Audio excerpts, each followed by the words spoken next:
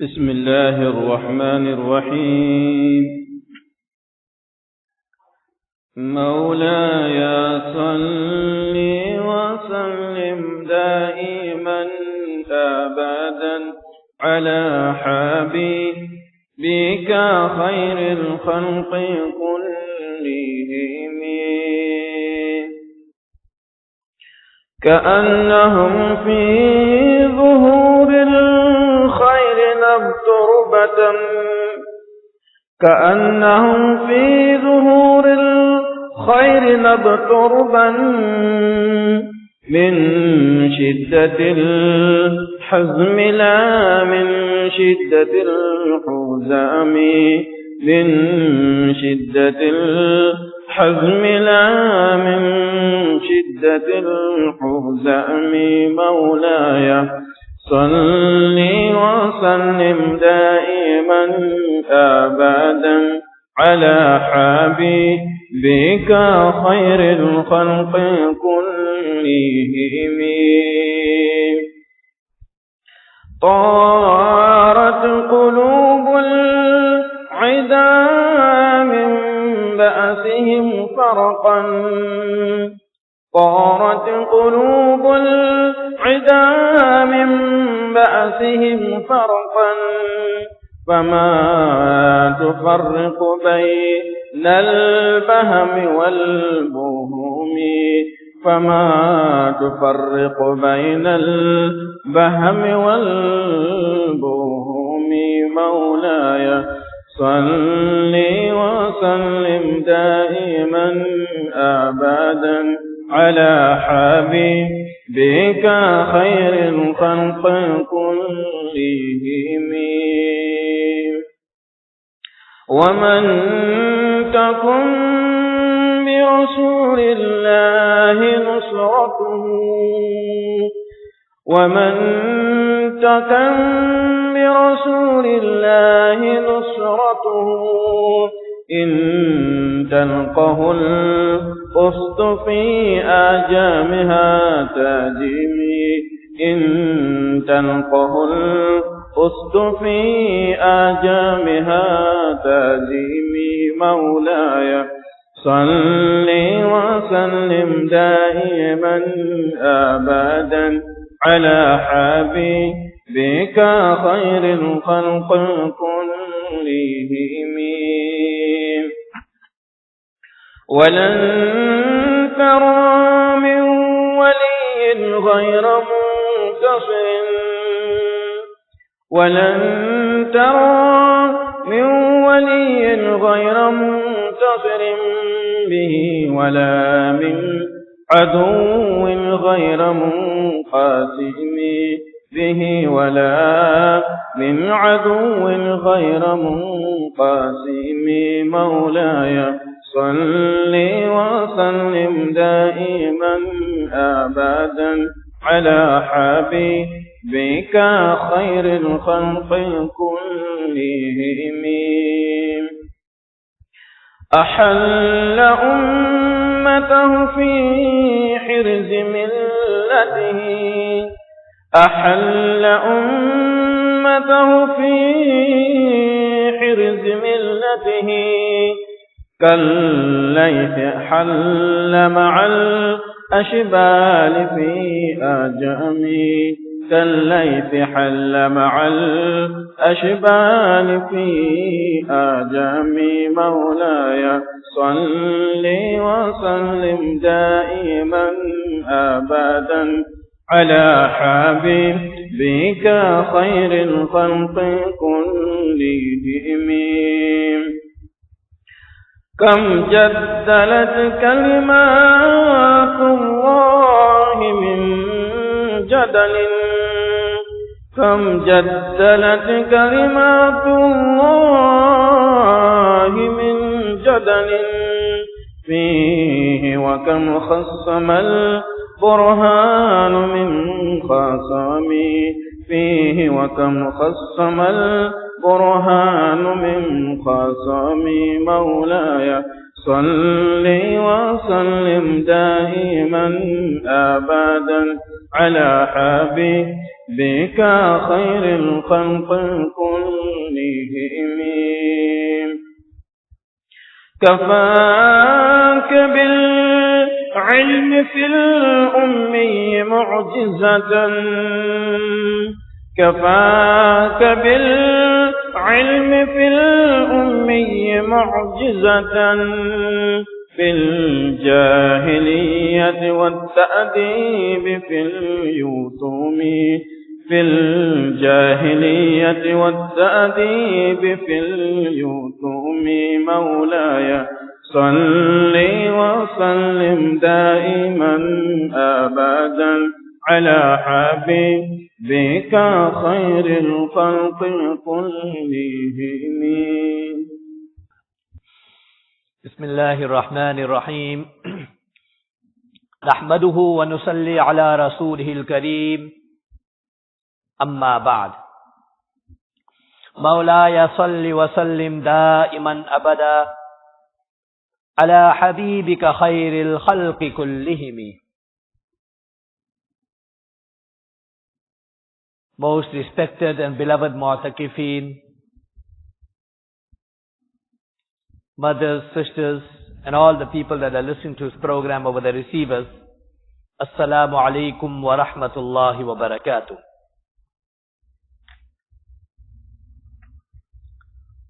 These are the last 12 poems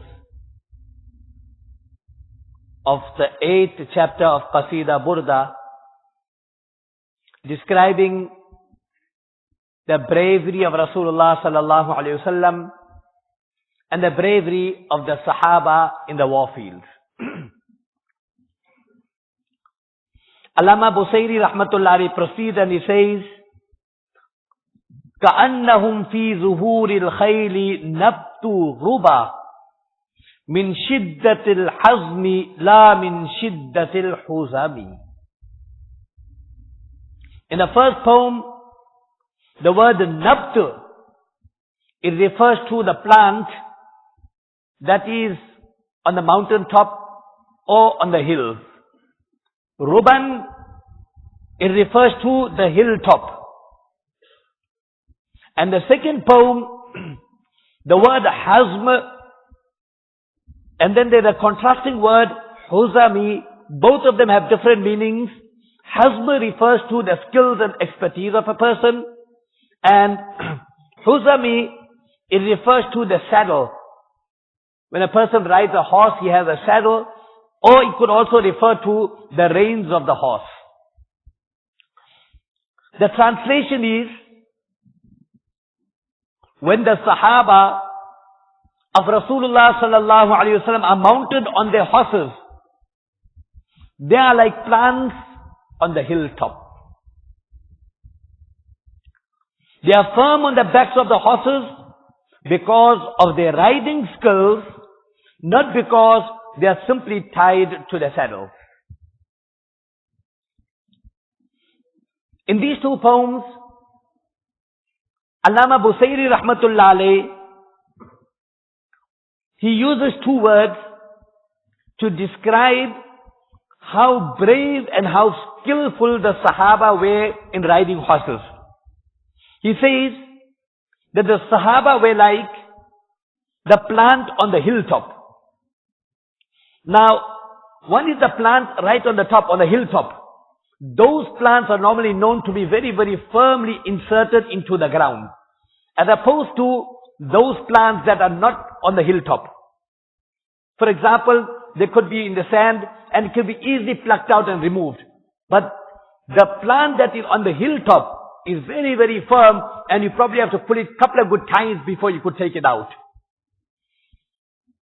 So in that he explains that the Sahaba, they were firmly mounted on the backs of the horses like that plant that was on the hilltop.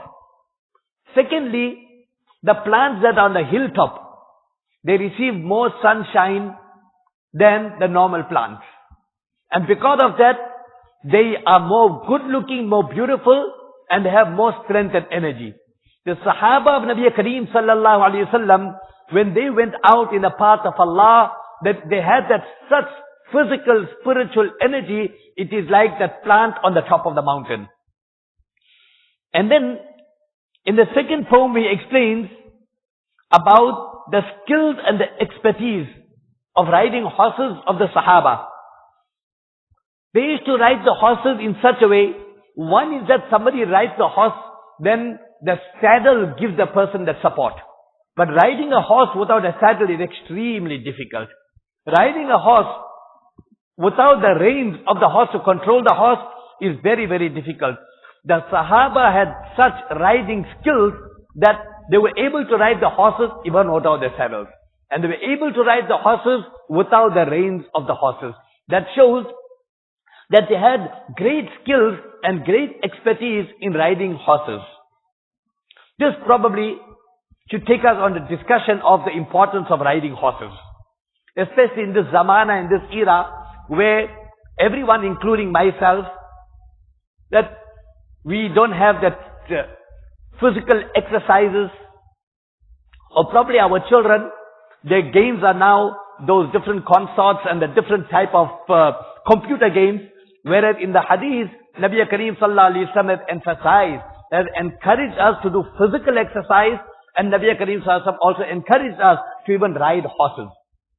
In one hadith, Nabi Kareem Sallallahu Alaihi Wasallam is reported to have mentioned, Hazrat Anas radiallahu ta'ala anhu says, regarding horses, قال رسول الله صلى الله عليه وسلم البركة في نواصي الخير. There is barakah, there is blessing from the side of Allah Tabarak wa Ta'ala on the forehead of horses. In one hadith, Hazrat Jarir ibn Abdullah al-Bajali radiallahu ta'ala anhu, he says that once Rasulullah sallallahu alayhi wa sallam yulawwi nafiyata farsin bi isba'ihi. Nabi Kareem sallallahu alayhi wa sallam was petting the forehead of the horse with his hands.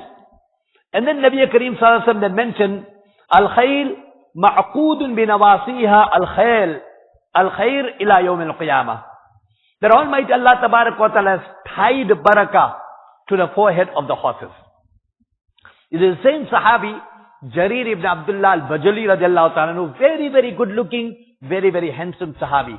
Whenever he used to come in a majlis of Rasulullah sallallahu alayhi wa sallam, Nabi Kareem sallallahu alayhi wa sallam used to smile. And Nabi Kareem sallallahu alayhi wa sallam used to give him the great honor because he was the leader of a tribe. But he didn't know how to ride a horse.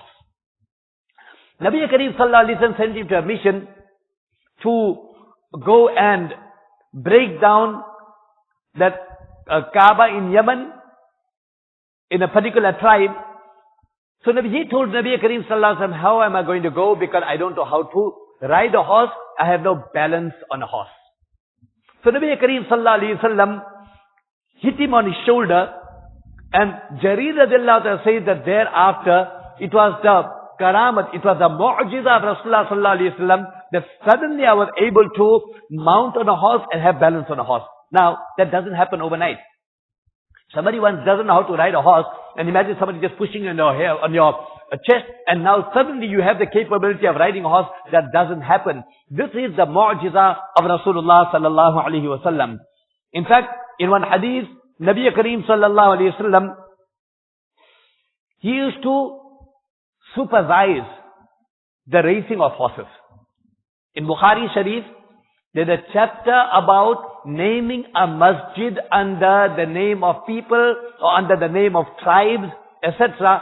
Under that, in the first volume, Imam Bukhari rahmatullahi quotes a hadith where Nabi Kareem sallallahu alaihi wasallam conducted or supervised the racing of the horses. Now, you get two types of horses. One are those horses that are trained for racing purposes, where you give it a particular type of a diet, and then you decrease the diet, and slowly you increase the energy of the horse. And then you get another normal horse where it is not trained for racing purposes, and those horses are not put, so to say, on the mujahada like the previous horses. So two type of horses, Nabi Kareem sallallahu alaihi wasallam made them conduct races, the Sahaba. One was the horses that were trained, and the skill, that energy was in the horses from a place called Hafaya to Saniya. That was more longer. And then the horses that were untrained from Saniya to Masjid Bani Zuraiq. See, in this Imam Bukhari rahmatullah tried to explain that, see, you get masjid wa anna al-masajida lillah, but can you attribute a masjid, name a masjid and the name of a tribe or family, etc.? So he proves that it is permissible. But in this, we understand Nabi Kareem Sallallahu Alaihi Wasallam himself, he used to supervise the training and also the racing of horses. In one hadith, Nabi Kareem Sallallahu Alaihi Wasallam is reported to have mentioned, La sabaqa illa fi naslin aw khuffin aw hafir. That there is no racing. That means, nowadays, youngsters especially, and I saw it more in Johannesburg, say in the Fortsburg area, that people like to come with the flashy cars on Saturday night, and the BMWs, and then you get those Lexus, and you get those Mercedes, and then you notice how the people take out skidding tires and as though they are racing away. Sometimes people say, yeah, while sitting Tarawih here, it's the Tarawih time, how the cars are racing down the road. So, that racing is no racing because you're not showing any skills. That's the engine of the car is taking you. And then you are getting high behind the wheel.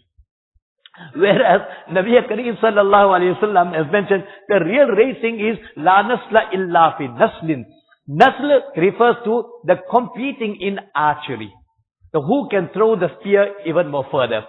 Second, that khuffin, it refers to that horses, where the people compete in horse racing, or hafir, it could be competing in camel race.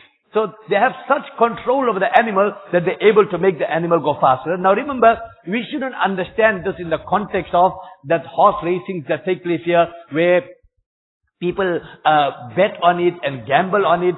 Betting, gambling, that is haram. So here we are talking about horse racing itself for a different maqsad, not for that monetary and commercial gain that is normally done today. In one hadith, Nabi Kareem Sallallahu Alaihi Wasallam reported to have mentioned, Irtabitu al-khayl.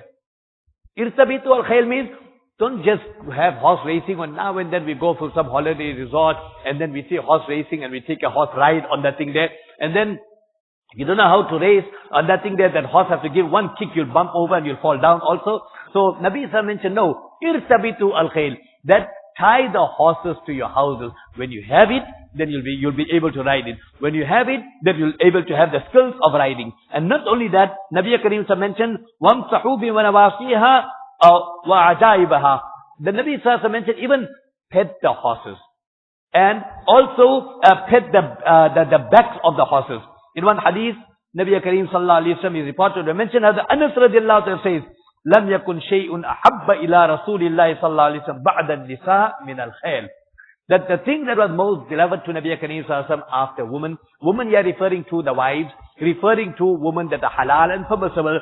After that, the best thing that was loved to Nabi Kareem Sallallahu Alaihi Wasallam was horses. So from this we understand that this was something that was liked by Nabi Sallallahu Alaihi Wasallam, something that was encouraged, and this is one sunnah we should probably try to bring about, especially in our youth, our shabab, where they are going in different directions in life. Bring them back in this direction where they have the physical exercise and they can do the right things rather than doing the wrong things. So Allama Busayri rahmatullahi goes on further and he says, طارت قلوب العدا من بأسهم فرقا فما تفرق بين البهم والبهم. In the second poem, the word bahm, it refers to lamp, and buhum, it refers to the warrior. So once again, explaining the bravery of the Sahaba, how brave they were, and how they put fear in the hearts of the enemies. See, the hearts of the enemies, they flew away. They flew away, or rather blew away, out of extreme fear. And they could not make a distinction between a lamb and a mighty warrior. Normally what happens is that when you see a warrior, you'll get afraid. Because he's well equipped, he may just attack you. So the person will run away from the warrior. But nobody will see a lamb and run away from a lamb.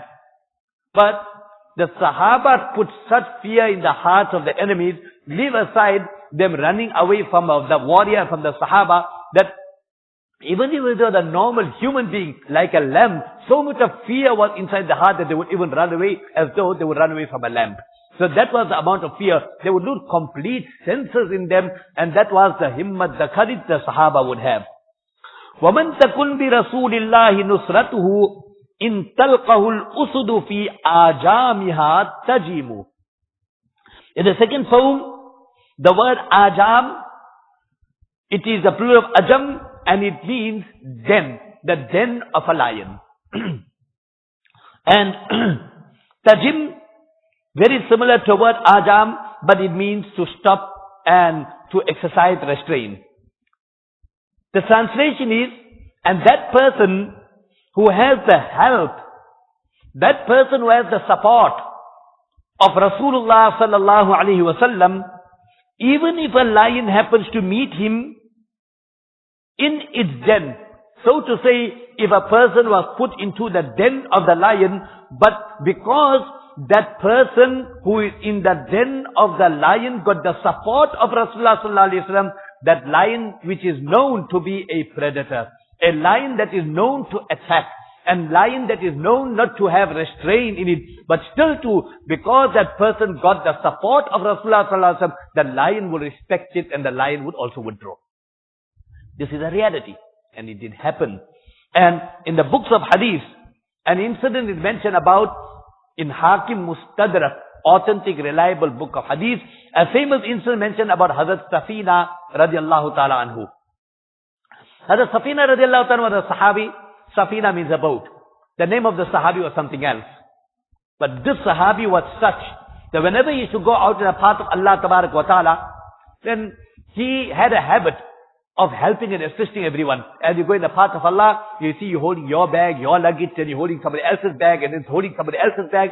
One day Allah, the Rasul, saw Hazrat Safina radiallahu ta'ala holding so much of luggage. So Nabi told him, Hal anta Safina? Are you a boat that you're loading so much of goods on yourself? So the same Hazrat Safina radiallahu ta'ala after the demise of Rasulullah sallallahu alayhi wasallam, he was out in the path of Allah, and he was on boat. It was on the ocean, it was on boat. That boat broke up, and then he happened to sail on one of the planks. And it so happened, because of his swimming skills, whatever, he landed up in the shore, but it was right next to a forest.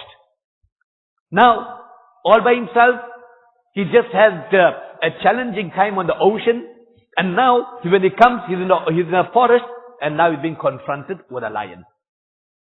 And according to another narration, that he wasn't alone. It was during the Roman times, or when they were confronting the Roman Empire, he happened to separate from his colleagues. He probably went to fulfill some of his need, and his colleague went away, and he was left alone. And walking, he came into a forest. He was then confronted by a lion. Now one can imagine, put ourselves in that condition.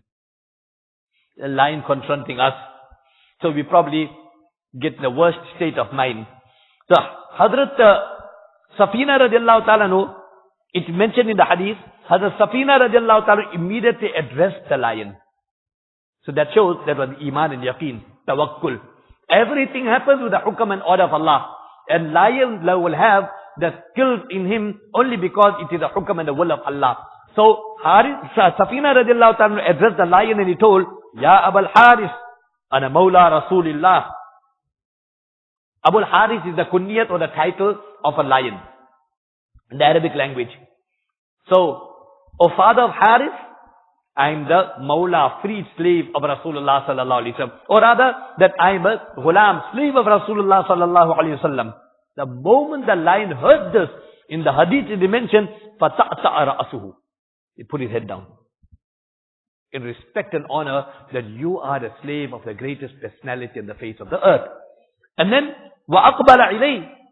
Safina himself is saying, that lion came towards me, and فَدَفَعَنِي بِمَنْكَبِهِ.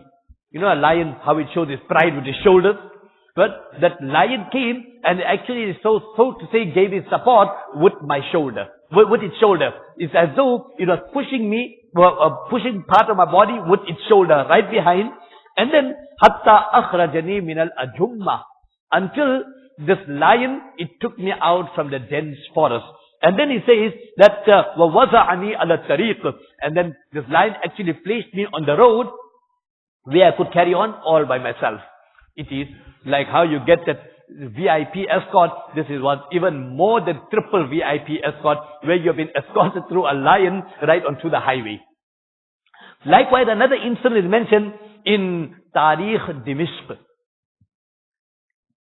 Dimishq is Damascus, and there's a book of history written about the history of Damascus. In there, an incident mentioned about Abdullah ibn Umar radiallahu ta'ala anhuma. One day he was walking, and he came across a group of people that were stranded. So he inquired from them, what's the matter? He told them, look in front, there's a lion there, we are unable to go. The lion is blocking our path. So Abdullah ibn Umar radiallahu ta'ala anhuma, he demounted from his animal, he goes direct to the lion.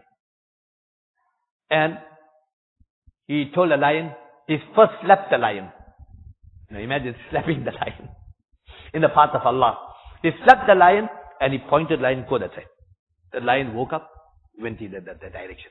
Another incident is also mentioned in Al-Mu'jam Al-Kabir, also a book of hadith, where Hazrat Auf ibn Malik radiallahu ta'ala anhu, he said they were somewhere in the land of the enemies. And when he explains that incident, he says that right now there is a church there, but at that time we used to perform our salat there. So it was in a house. Says that I stopped there to make qaylula, my siesta, my afternoon nap. When I woke up in that house, I saw there's a lion inside the house. So I quickly went to get my weapons to defend myself against the lion. So that lion then addressed me. The lion spoke, and the lion told me, don't worry, I've come here to you as a messenger. Now a discussion took place between Auf ibn Malik, Sahabi of Nabi Kareem sallallahu alayhi wa sallam, and this lion. So Auf ibn Malik asked him, messenger from who? Min Allah. From Allah tabarak wa ta'ala. Okay, what's your message? The message was, the lion said that since you belong to the army of Muawiyah radiallahu ta'ala anhu, so the message is from the side of Allah that Rihalu Muawiyah min Ahlil Jannah. The caravan or the army of Muawiyah radiallahu ta'ala anhu, they are from Ahlil Jannah. The discussion didn't even stop there. So Auf ibn Malik is telling to the lion, Muawiyah man? Which Muawiyah are you talking about? So the lion then, so you don't know. Muawiyah ibn Abi Sufyan. So full discussion took place between a Sahabi and a lion. So this is what Allama Busayri rahmatullahi says, that in talqahul usud fi ajamiha tajimu, that even if the Sahaba, they had the nusrat, they had the support of Rasulullah sallallahu alaihi wasallam, that even if a lion happens to meet them in its den, then the lion also would restrain, and the lion will also pull back. وَلَنْ تَرَى مِنْ وَلِيٍّ غَيْرَ مُنْتَصِرٍ بِهِ وَلَا مِنْ عَدُوٍ غَيْرَ مُنْقَسَمٍ. And you would never see a friend not assisted. This is referring to the close cooperation of the Sahaba among themselves as comrades. It's not like in the next poem where it says that when you see the enemies, when they are attacked, they don't worry about their comrades, they are more worried about themselves. Everybody for themselves and God for all. That's the attitude they have. But the Sahaba were not like that. The Sahaba were most sensitive to their comrades. That if anything would happen to any one of them, they would sacrifice their own life to give the support to their fellow colleagues. أَحَلَّتْ أُمَّتَهُ فِي حِرْزِ مِلَّتِهِ كَالَّيْثِ حَلَّ مَعَ الْأَشْبَالِ فِي أَجَمِي. In the second poem, the word ashbal, it's the plural of shabl, and shabl refers to the cubs of the animal, or cubs of a lion.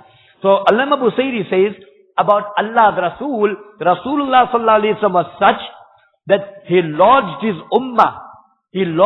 ummah in his fort. As though they're all travelers and they have to go and lodge somewhere.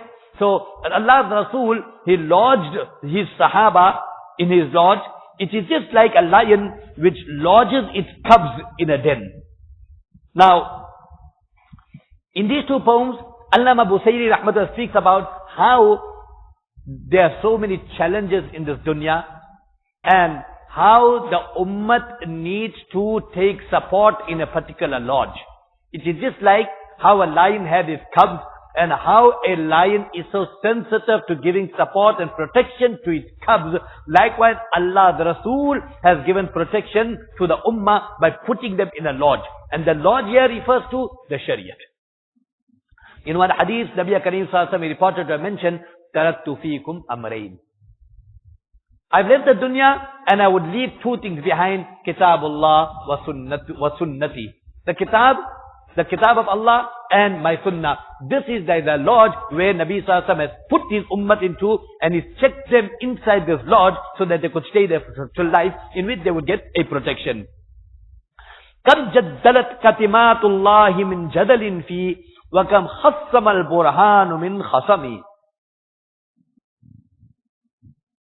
Jaddalat, it refers to disputes, fighting, and in the second poem,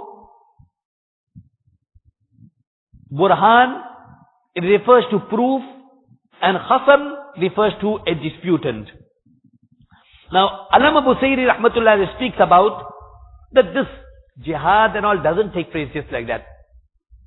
You exhaust all possible avenues in trying to explain to the people what Islam is all about. And this is what the Quran has done.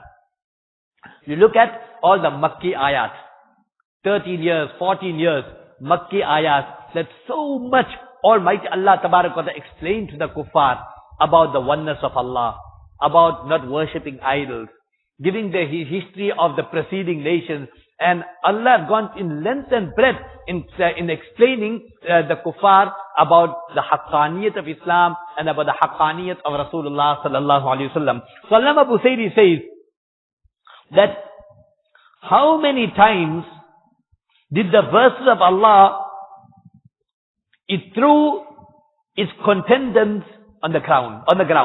That means as though there was a fight took place, and people are fighting with one another. One opponent is trying to overpower the other.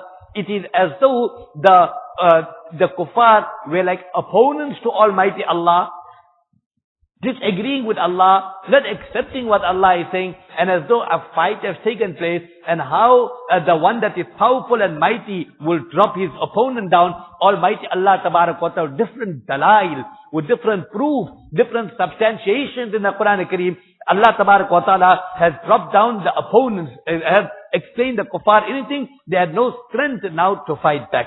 And then further he says that, and how many times did the clear proof, here Burhan refers to the Quran Kareem, and how many times did the clear proof, the Quran Kareem, dispute with its disputants.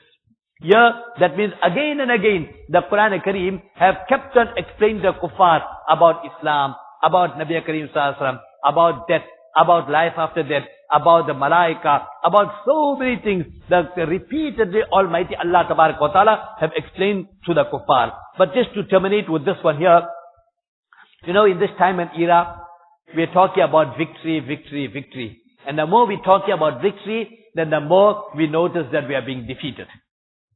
And what victory are we looking for? What is that we are searching for? What kind of victory that we are looking for? So ulama have mentioned that you get three types of victories. And that is something that people look forward for. One is ghalaba bil khilafah. You want the khilafat. You want to control, you want to rule, you want to take over the government. The second, ghalaba bil hujjah. You try to reason out of someone. You substantiate. You try to explain the person in the light of the Quran. You explain the person in the light of the hadith. And then you dominate him with that. Where he cannot now respond in any way. You have completely satisfied him. You left him completely defeated in that regard. And the third is ghalaba bid da'wah, where you overpower people through da'wah. Hadha Maulana Ilyas Sahib rahmatullahi used to say that this da'wah, it is such a thing that will actually slowly, gradually you work to the people, you bring about a change and revolution in their lives, and then it is as though you are uprooting kufr and you are replacing it with deen and with iman. So we speak about three types of ghalaba. One is ghalaba bil khilafah. You're not going to get it just like that. Khilafah doesn't come just like that. Allah doesn't give khilafah just like that. Allah gives khilafah to people who are first committed to Allah. You first committed to Allah, then Allah will give you. وَعَدَ اللَّهُ الَّذِينَ آمَنُوا وَعَمِلُوا الصَّالِحَاتِ لَيَسْتَخْلِفَنَّهُمْ فِي الْأَرْضِ كَمَا اسْتَخْلَفَ الَّذِينَ مِنْ قَبْلِهِمْ وَلَيُمَكِّنَنَّ لَهُمْ دِينَهُمُ الَّذِي ارْتَضَىٰ لَهُمْ وَلَيُبَدِّلَنَّهُمْ مِنْ بَعْدِ خَوْفِهِمْ أَمْنًا. Allah says, you bring iman, strong iman, complete commitment to Almighty Allah, and you do a'mal salih, then Almighty Allah Tabarak wa Ta'ala promises that you're going to get the khilafat. So, if you are thinking about having khilafat without strengthening iman, thinking about khilafat without a'mal salih, it is just wishful thinking. And so to say, building castles in the air. It can never happen, and it never happened. If people want it, then that's the only way you can get it. Any other way people are thinking about khilafat, it is a wa'da of Allah that you're going to get it only this way, no other way you're going to get it. Second, now if we can't get khilafat in this zaman and era because of the weakness of our amal, weakness of our iman, second thing we should do is ghalaba bil hujjah. Engage people. Talk to them. Make them understand that why you should accept iman, what are the proofs of iman, and go and learn. Also, not just go and start entering into debates with people without having the necessary skills to do it.